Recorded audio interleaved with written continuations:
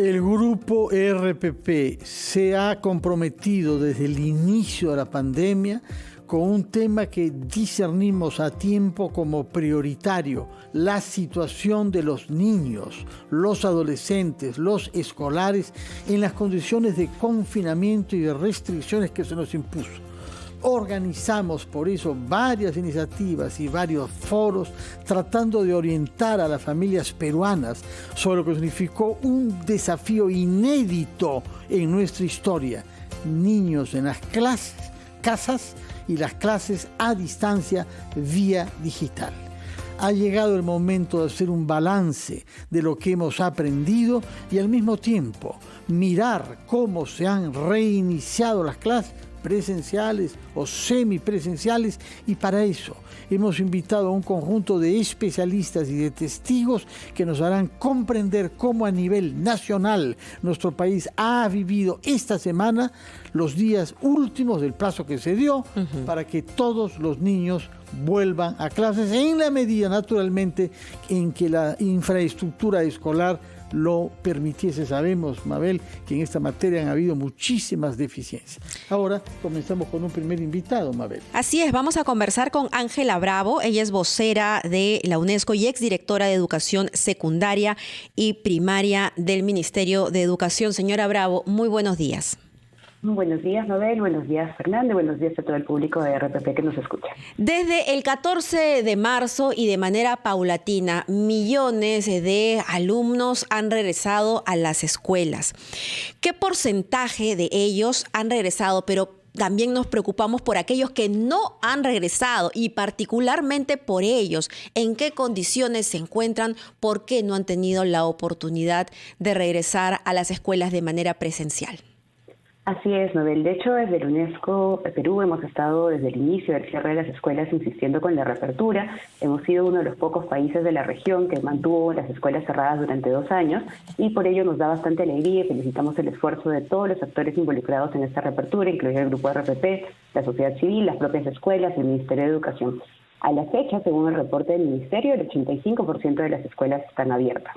Sin embargo, cuando vemos el mapa desagregado, vemos casos como Loreto, Piura, Lambayeque, donde hay una apertura del 60%, o casos más críticos como La Libertad, que ha reportado un 30% de escuelas abiertas. El otro punto que tenemos que tener en consideración, que esto implica que la escuela haya abierto, no que las jornadas estén completas. Algunos chicos, chicas, niños, niñas siguen yendo por horas al colegio o algunos días de la semana. Y eso no es una presencialidad plena y tenemos que trabajar para ir hacia esa presencialidad plena, que es el derecho a la educación que merecen estos estudiantes.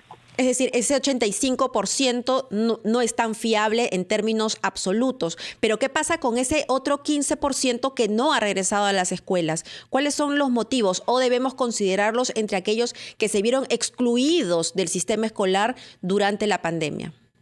Sí, tenemos que considerar que esta data del Ministerio es sobre locales escolares, no sobre matrícula. Entonces estamos viendo el 85% de los locales escolares y eso corresponde a una matrícula bastante elevada. Tenemos más o menos 8 millones de estudiantes en el país, estamos cerca de 6.000, 7 millones ya en las escuelas. Son las escuelas más pequeñas. En el caso de la selva, por ejemplo, muchos de los casos se dan porque no se ha podido contratar el personal docente, cosa que no es algo a raíz de la pandemia, sino que veníamos arrastrando estructuralmente esta problemática de no apertura por el tema de no tener personal contratado a tiempo, pero también en el caso de la costa norte tenemos el efecto todavía increíblemente de la reconstrucción con cambios que se viene trabajando aceleradamente, pero que no se ha podido cumplir a tiempo, ¿no? Entonces muchos locales escolares no han podido abrir porque no tienen infraestructura habilitada en este momento y no se ha gestionado con tiempo alternativas. Esto también se suma a que en algunas regiones, por ejemplo el caso de Piura, las autoridades locales, las autoridades regionales, no impulsaron el retorno en 2021, que ha sido una buena experiencia para las escuelas que ya habían reabierto, que ya habían probado protocolos y que no han empezado de cero, ¿no? Entonces esa demora ha hecho que empecemos recién este año con la reapertura y no tengamos la oportunidad de probar protocolos, de poder ver cómo nos va con la reapertura en 2021. Así que hay componentes ahí de gestión, de contratación y también de infraestructura que están haciendo imposible que todos retornemos al 100% aún, y tenemos que considerar este grupo importante que no tenemos la cifra, que está en esta semipresencialidad, ¿no? Que todavía no podemos asegurarles presencialidad completa por el tema del aforo, en este caso, sobre todo en las escuelas urbanas. Ahora bien, ¿qué política de acompañamiento psicopedagógico se ha diseñado para que los niños que se habían desacostumbrado al colegio acudan ahí con alegría, como el medio natural para adquirir conocimientos, pero al mismo tiempo para alternar con sus compañeros y amigos. Esto es un desafío para los niños en general, pero un sector significativo de ellos ha perdido parientes, padres, madres, hermanos, y en algunos casos están cuantificados los 2 padres. ¿Qué es lo que se ha previsto en nuestro país y en otros? Porque usted representa a una agencia internacional de la ONU, la UNESCO. ¿Qué se ha previsto para que esos niños entiendan qué significó el horror que hemos vivido nosotros como adultos, pero ellos a su manera como niños? Así es, Fernando. Este es un dato que no tenemos que dejar pasar. El Perú es el país con más huérfanos a raíz de la pandemia. Eso quiere decir que en casi todas nuestras aulas tenemos a alguien que ha perdido un familiar cercano, un cuidador inmediato, y que incluso los adultos cuidadores, los docentes, los padres de familia, hemos tenido también duelos, ¿no? Situaciones complicadas por las que hemos pasado en esta pandemia. Eso genera un retorno con un nivel de movilización emocional muy fuerte, que se vincula también al tema de haber perdido la interacción, el poder trabajar con otros, el poder respetar los espacios, el poder interactuar y resolver los conflictos. También es un tema que hemos tenido en reto por estar en esta educación remota tanto tiempo. Lo que estamos sugiriendo desde la UNESCO, y ustedes a través de nuestras redes sociales pueden encontrar esta información disponible, es trabajar 2 estrategias importantes. La primera es que empecemos con una acogida extensa, una acogida ampliada. Normalmente las escuelas hacen jornadas de bienvenida los primeros días, donde nos encontramos, donde nos contamos cómo estamos. Sin embargo, lo que estamos proponiendo a nivel de UNESCO es que podamos hacer una acogida ampliada. Tomemos un mes y medio de clases para poder hacer actividades que alternen la parte cognitiva, la parte del aprendizaje, con la parte emocional. Básicamente concentrándonos en 2 razones. Desmovilizar el duelo, resocializar a las personas, porque tenemos que aprender a volver a vivir como sociedad, a vivir como entorno en la institución educativa, y trabajando el diagnóstico de aquellos casos donde la escuela va a necesitar soporte, ya sea del centro de salud comunitario, ya sea de un psicólogo o ya sea el soporte también de la familia. Entonces, hay una acogida larga que tenemos que trabajar en estos primeros meses, ¿no? Algunas escuelas han optado por traer a los niños y empezar con las tareas, empezar con los exámenes de conocimiento, que en verdad es muy importante también porque la brecha de aprendizajes es muy profunda y no podemos dejarla pasar. Sin embargo, si no estamos bien emocionalmente, si no estamos con vínculos seguros, con vínculos de apego conectados con nuestros profesores, no aprendemos. Así que tenemos que ahí revertir un poco la fórmula. Señora Bravo, no solamente es la inestabilidad emocional producto de todo lo que sucedió durante la pandemia, el alejamiento, las muertes, la crisis, sino también niños que se han visto sometidos a violencia familiar. Y en su momento, la escuela se convertía en una válvula de escape, donde inclusive los maestros se convertían en salvadores de los niños. Hay un déficit importante en nuestro país de psicólogos. Yo quisiera, por favor, que profundice en eso y también en la misma atención que los maestros deben darle a ese asunto, a la violencia familiar, hoy que los niños regresan a la escuela. Pero, por favor, conversemos de esto tras escuchar a nuestros anunciantes. Son las 9:15. Volvemos.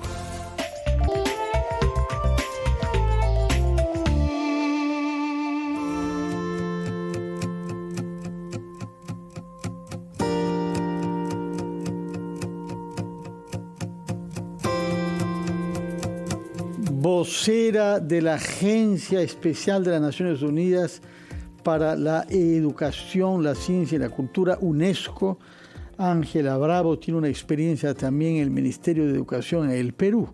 Y a ese título nos ha dado algunos alcances importantes sobre lo que hemos vivido durante los 2 años de pandemia, lo que estamos viviendo a medida que se han ido haciendo posible el retorno de los chicos a las escuelas. Y usted enfatizó en el aspecto acogida larga, bienvenida larga.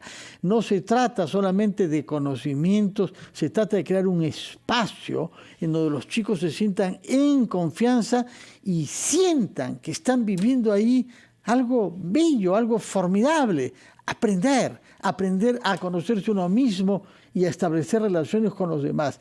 ¿Qué datos tiene usted sobre la manera como este retorno a clases se viene llevando a cabo en el Perú?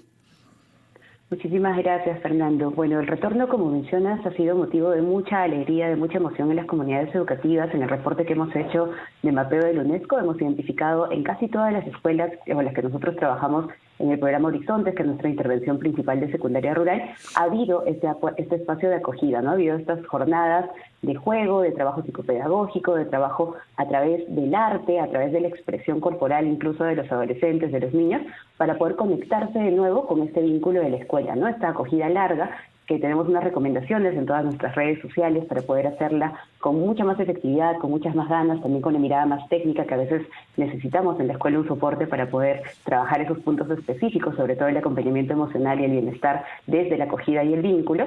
Los tenemos a disposición de toda la ciudadanía en todas las redes sociales de la UNESCO. Nos han permitido que varias escuelas estén en esta línea. Sin embargo, también hemos identificado los otros casos, ¿no? Escuelas donde de repente, por este afán de tratar de trabajar de frente la brecha de aprendizaje, hemos ido al lado académico-cognitivo, ¿no? Entonces tenemos ahí que mediar, y primero el vínculo, primero la acogida, primero sentirnos bien, sentirnos conectados para aprender. Y antes de entrar al aprendizaje en sí, cuánto se ha perdido y cuánto se puede recuperar en los próximos meses, yo le consultaba por la falta de psicólogos en los diferentes colegios de nuestro país. De alguna manera, el Ministerio de Educación capacita a los profesores para poder contener a los niños, sobre todo aquellos que son víctimas de violencia familiar.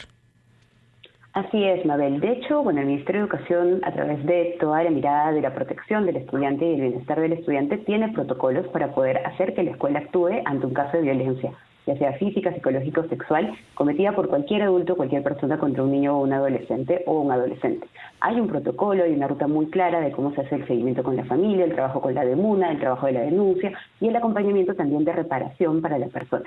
Sin embargo, lo que tenemos que distinguir ahí es que los docentes, en nuestra formación, digamos, inicial, nosotros llevamos psicopedagogía del desarrollo sobre todo. Sin embargo, la parte especializada del tratamiento psicológico, del tratamiento de acompañamiento a un problema, por ejemplo, reparación de un duelo profundo o una situación de violencia, o de repente incluso una situación de un problema mental, que han aumentado muchísimo los casos de ansiedad y estrés, sobre todo en adolescentes y niños pequeños en esta pandemia, las tiene que trabajar un especialista. Y ahí sí tenemos un reto muy grande.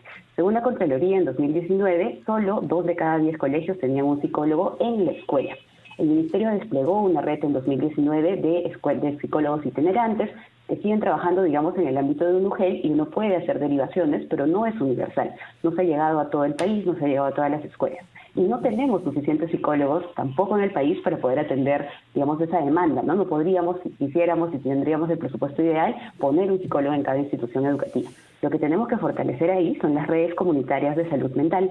El MINSA tiene un rol importante ahí, que tiene que trabajar de la mano de educación y poder acelerar los protocolos de derivación, para que cuando agotemos lo que podemos hacer desde la escuela, que es el acompañamiento, digamos, más desde el vínculo psicopedagógico, desde el acompañamiento de sentirnos seguros, de hablar del tema, de poder generar vínculo de confianza, volver a socializar, volver a estar bien para aprender, que es lo que nos corresponde a los docentes, podamos derivar con efectividad a un espacio donde los niños, niñas y adolescentes sean atendidos por un especialista. Y ahí es donde tenemos un reto intersectorial que no hemos visto tan activado, lamentablemente, en este retorno. Señora, nos ha dicho usted que hay que diseñar un largo periodo, un mes y medio, dijo, de acogida especial. Naturalmente que las escuelas deben permitir la adquisición de conocimientos, matemáticas, lenguas, ciencias, historia, pero hay que pensar en otras actividades escolares vinculadas al deporte y a las artes, que en este momento más que nunca permite la expresión de cosas insospechadas del interior, del alma de nuestros hijos. Estoy pensando naturalmente en pintar, dibujar, ya sabemos cuánto se expresa uno a través de eso, pero también en la música. Y lo digo yo, que sufrí cuando era niño, que me prohibieron cantar y ser parte del coro de mi clase porque no estaba capacitado. Hoy sabemos felizmente que todos podemos cantar si el profesor es bueno y hace bien cantar en un coro. Yo quisiera saber de su parte como UNESCO qué énfasis, qué instrucciones hay para que estas actividades deportivas y artísticas tengan un mayor énfasis que de costumbre, porque eso ayudará al bienestar de nuestros hijos. Así es, Fernando. Es un tema muy clave el poder trabajar la priorización de las competencias, porque recordemos que ahora en el Estado peruano hemos adoptado la tendencia global de trabajar una educación por competencias, competencial. Y cuando hacemos un saber complejo competencial, tenemos el conocimiento, pero no es el centro del conocimiento. Activamos el conocimiento a través de nuestras capacidades y a través de nuestras emociones. Así podemos ser competentes. Por ejemplo, si tú eres competente ahora en cantar, es porque has desarrollado el conocimiento que puedes hacerlo, la capacidad de poder hacer la expresión de la voz y también la emocionalidad que está vinculada a poder cantar, que te da una satisfacción. Entonces, cuando nosotros vemos el aprendizaje de esa manera, completo, integral, por competencias, no tenemos que preocuparnos si es que cuando estamos haciendo una actividad más lúdico-artística, no estamos trabajando de repente matemática o comunicación. Porque, por ejemplo, cuando trabajamos un juego, estamos trabajando indicaciones, estamos trabajando secuencias. Podemos hacer un juego basado en la matemática, como por ejemplo, correr por el patio y medir el espacio a través de nuestros pasos. Hay diferentes estrategias que la escuela puede trabajar en este enfoque por competencias, en una mirada de educación más integral, más profunda, en el cual no tiene que decir yo compito las horas de arte o las horas de educación física o las horas de cuerpo o juego libre con las horas del aprendizaje formal en donde nos imaginamos a los niños sentados hacia adelante mirando a la pizarra, ¿no? Entonces, esta mirada del juego lúdico, de la mirada del juego libre, del juego estructurado, son estrategias que los docentes hemos ido adquiriendo en los últimos años y que tenemos que enfatizar en este momento. Porque en este mes de la acogida extendida, en este mes y medio de acogida extendida, a través de esas experiencias también podemos empezar a medir cómo estamos a nivel de aprendizaje. Y ahí, como mencionaba Mabel, la brecha es muy grande. 2 años de cierre de escuelas, por más que hayamos tenido todo el esfuerzo tan grande de mantener la interacción, el vínculo en el aprendizaje, no han logrado los aprendizajes porque la mediación, la interacción que hace el docente con una pregunta, siguiendo el proceso, viendo el resultado del producto, no se puede reemplazar de manera remota. No hemos podido tener eso. Y esa brecha es muy grande, muy profunda de revertir. Señora Bravo, y en ese sentido los profesores van a encontrar que una misma aula pues tiene alumnos cuyos avances son desiguales, ¿no? Probablemente en un aula de tercero de primaria hayan niños que no saben multiplicar o no saben restar muy bien, porque, valgan verdades, estos 2 años han sido muy, muy difíciles. Ya yendo al aprendizaje clásico por el que los padres también se preocupan, ¿cuán flexible es la currícula propuesta para este año? Para que los niños no se sientan frustrados tampoco. Así es, ahí lo que tenemos que reconocer es que nosotros partimos de una mentalidad de escuela donde agrupamos a los niños por edad y como están por edad asumimos que todos tienen más o menos el mismo nivel de aprendizaje. Sin embargo, cuando vemos esto, no solo antes de la pandemia, sino también con el efecto de esta brecha que se ha profundizado, cuando veíamos el resultado de la evaluación censal de estudiantes, veíamos que no todos los niños están en el estándar que les corresponde de grado para ese aprendizaje, sino pueden estar o más arriba o más atrás. De hecho, en segundo de secundaria, el 20% de los niños estaban en el estándar, por ejemplo, en comunicación, comprensión lectora, pero el 80% estaba o en sexto de primaria a nivel de aprendizajes o en cuarto de primaria a nivel de aprendizajes. Esto con data de antes de la pandemia. Más la brecha profundizada, la verdad que vamos a estar en una situación bastante crítica, es que yo como docente llego a mi aula y espero que los estudiantes estén en lo que dice el currículo prescrito, en lo que dice el papel. Lo que tenemos que hacer es hacer diagnósticos de nivel real de aprendizaje. Y de hecho saludamos que el Ministerio de Educación ya está tomando este tema, ya está tratando de ponerlo con herramientas concretas de evaluación diagnóstica, de estándares de aprendizaje que ya tiene el currículo del 2016, que nos permiten ubicar a los estudiantes en qué saberes ya tienen un estándar adecuado a su nivel, adecuado a su grado, digamos, asignado por edad, y en cuáles están por debajo y necesitan soporte. Ahí lo que tenemos que hacer es trabajar de manera flexible, muy, muy flexible. Tenemos que pensar el estándar de aprendizaje real, lo que sabe el estudiante, lo que necesita aprender para poder llegar al nivel real. ¿Pero está propuesto así por el Ministerio de Educación? Sí, así está felizmente en las nuevas normas y de hecho el currículo nacional anterior ya hablaba de estándares. Lo que tenemos que cambiar es nuestra mentalidad de que porque un niño está en el grupo de, no sé, segundo de secundaria, tiene que saber lo de segundo de secundaria y solo enseño lo de segundo de secundaria. Si el 80% de mi clase no necesita eso, necesita lo de sexto de primaria, yo estoy enseñando para las carpetas, no para los estudiantes. Esa mentalidad es muy difícil de romper porque además hay una demanda de no vamos a terminar el colegio completo. Lo que tenemos que asegurar es afianzar los saberes y con eso los chicos se nivelan. Hay muy buenas experiencias internacionales de enseñar al nivel real de aprendizaje que nos permiten ver que esto es posible. Los chicos se nivelan y empiezan aceleradamente a ponerse de nuevo en el estándar. No es decir que vamos a perder, no vamos a retroceder, sino reconocer qué necesita cada niño, qué necesita cada estudiante. y para eso el maestro necesita más recursos y necesita más tiempo en aula, más tiempo para preparar su clase, y ahí es donde tenemos que trabajar y activar las políticas educativas. Señora Ángela Bravo, muchas gracias por su participación en nuestro programa especial sobre la vuelta a clases presenciales. Le agradecemos el acompañamiento que ha dado a todo este proceso desde su cargo en la UNESCO, que se ocupa de la educación a nivel mundial, naturalmente, y ojalá que lo que ha dicho usted sea escuchado por maestros, directores y padres de familia para que este proceso se lleve a cabo con el mayor beneficio posible para los escolares de nuestro país. Que tenga usted muy buenos días. Muchas gracias por su presencia en RPP. A ustedes, gracias. Hasta luego. Vamos a hacer una pausa y retomamos nuestro programa especial sobre regresemos a clases, esta vez desde el punto de vista de la salud física. Y lo vamos a hacer con un especialista del Centro Nacional para el Control de Enfermedades, la Epidemiología y la Prevención, el doctor César Munaico.